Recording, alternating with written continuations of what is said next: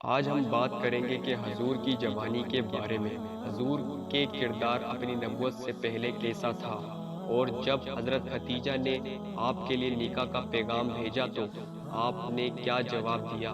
پھر بات کرتے ہیں انہوں نے حضور کے لیے نکاح کا پیغام کیوں بھیجا، جبکہ انہوں نے نکاح نہ کرنے کا ارادہ کر لیا تھا۔ اور پھر خانہ کعبہ کی تعمیر ہو رہی تھی، تب حجر اسود کے لیے سارا قبیلے والے آپس میں لڑ رہے تھے کہ یہ پتھر میں لگاؤں گا۔ تب حضور نے کیا حکمت دکھائی، چلیے ویڈیو شروع کرتے ہیں۔ تو اب بات کریں گے سب سے پہلے دوسرا سفر حضور نے شام کا کیا۔ اللہ کے آخری نبی صلی اللہ علیہ وسلم ابتدا سے ہی بہترین کردار کے مالک تھے۔ جب آپ کی عمر مبارک 25 سال ہوئی تو آپ کی صداقت اور دیانت کے ہر طرف چرچے ہونے لگے۔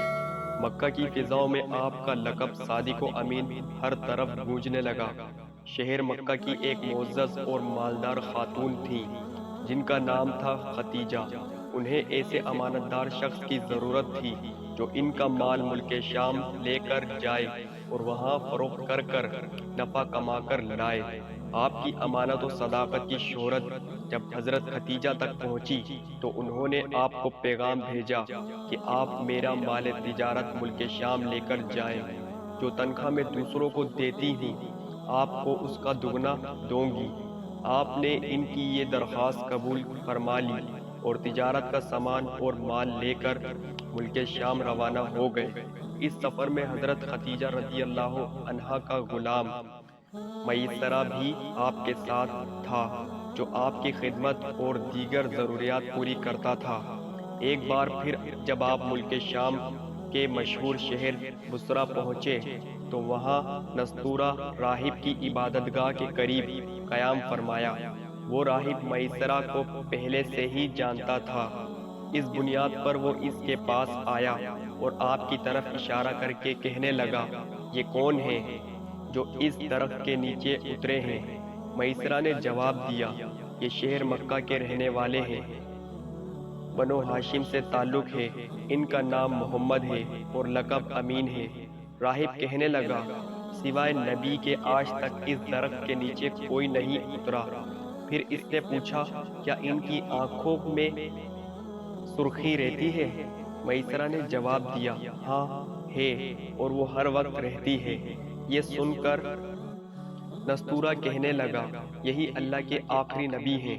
مجھے ان میں وہ تمام نشانیاں نظر آ رہی ہیں جو توریت و زبور میں پڑھی ہیں۔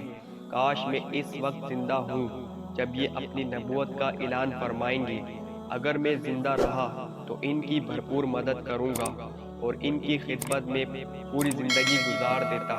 اے میسرہ، میں تمہیں نصیحت کرتا ہوں کہ کبھی ان سے جدا مت ہونا، ان کی خدمت کرتے رہنا، کیونکہ اللہ پاک نے انہیں نبوت کا شرف عطا فرمایا ہے۔ آپ سامان تجارت بیچ کر جلد واپس تشریف لائیں۔ جب آپ کا قافلہ مکہ واپس پہنچا تو اس وقت حضرت بی بی ختیجہ مکان کی چھت پر بیٹھی ہوئی تھیں۔ انہوں نے یہ منظر دیکھا کہ اللہ کے آخری نبی صلی اللہ علیہ وسلم پر دو فرشتے دھوپ سے سایہ کیے ہوئے ہیں۔ اس منظر نے حضرت ختیجہ کے دل پر گہرا اثر کیا۔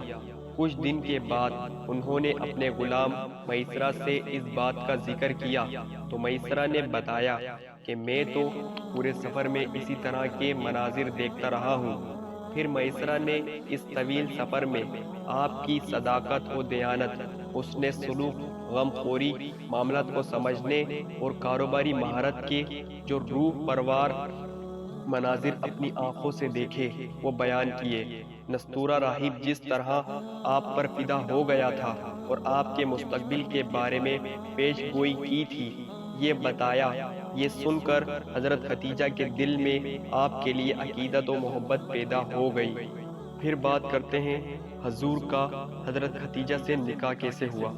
حضرت ختیجہ مکہ کی مالدار اور بہت محترم معزز خاتون تھیں۔ آپ کا تعلق قبیلہ قریش کی شاخ بنو اسد بن عبد الاعزا سے تھا۔ ان کا سلسلہ نسب 3 واسطوں سے رسول اللہ صلی اللہ علیہ وسلم سے ملتا ہے۔ اہل مکہ انہیں ان کی پاک دامنی کی وجہ سے طاہرہ یعنی پاک باز کے لقب سے یاد کرتے تھے۔ ان کی عمر اس وقت 40 سال ہو چکی تھی۔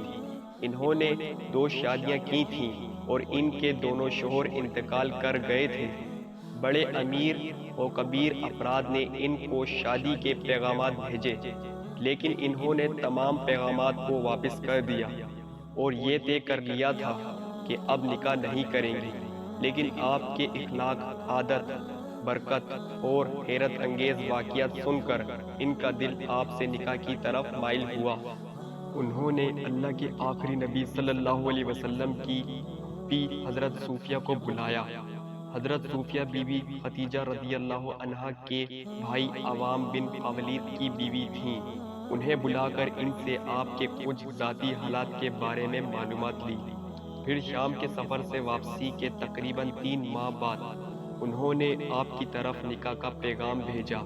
اس رشتے کو پسند کرنے کی وجہ خود حضرت خدیجہ یوں بیان فرماتی ہیں: میں نے آپ کے اچھے اخلاق اور آپ کی سچائی کی وجہ سے آپ کو پسند کیا۔ آپ نے اس درخواست کو اپنے خاندان کے بڑوں اور اپنے چچاؤں کے سامنے رکھا۔ انہوں نے یہ رشتہ منظور کر لیا۔ آپ کا نکاح ہوا، جس میں آپ کے چچا ابو طالب نے خطبہ پڑھا اور اپنے مال سے 20 اونٹ حق مہر مقرر کیا۔ حضرت خدیجہ تقریباً 25 سال تک حضور علیہ السلام کی خدمت میں رہیں۔ ان کی زندگی میں آپ نے کوئی دوسرا نکاح نہ فرمایا۔ رسول اللہ صلی اللہ علیہ وسلم کے ایک فرزند حضرت ابراہیم رضی اللہ عنہ کے سوا باقی ساری اولاد حضرت خدیجہ سے ہوئیں۔ حضرت خدیجہ نے اپنی ساری دولت آپ کے قدموں میں نثار کر دی اور ساری عمر آپ کی خدمت کرتے گزاری۔ پھر تعمیر کعبہ میں آپ کا کردار۔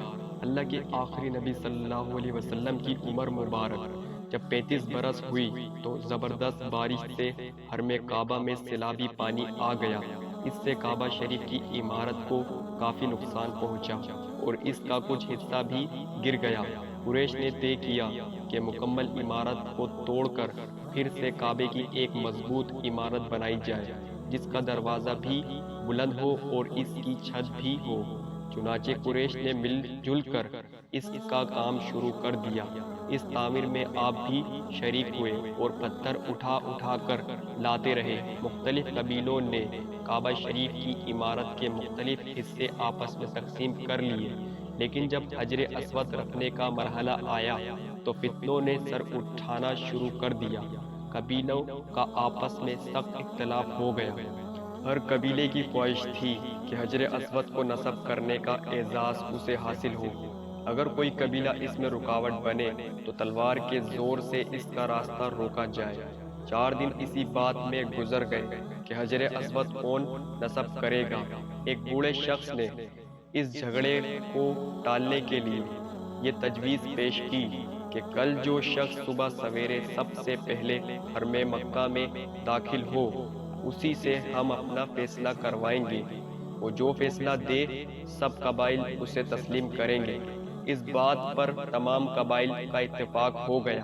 خدا کی شان کہ صبح کو جو شخص سب سے پہلے حرم مکہ میں داخل ہوا وہ نبی کریم صلی اللہ علیہ وسلم ہی تھے۔ آپ کو دیکھتے ہی ان کی مسرت کی انتہا نہ رہی۔ سب کہنے لگے، یہ امین ہے، یہ جو بھی فیصلہ فرمائیں گے ہم تسلیم کریں گے۔ آپ نے اس جھگڑے کو کمال دانش مندی کا مظاہرہ کرتے ہوئے اس طرح ختم کیا کہ فرمایا، جو قبیلہ حجر اسود رکھنے کا تقاضا کرتا ہے وہ اپنے ایک ایک سردار چن لے۔ انہوں نے اپنے اپنے ایک سردار چن لیے۔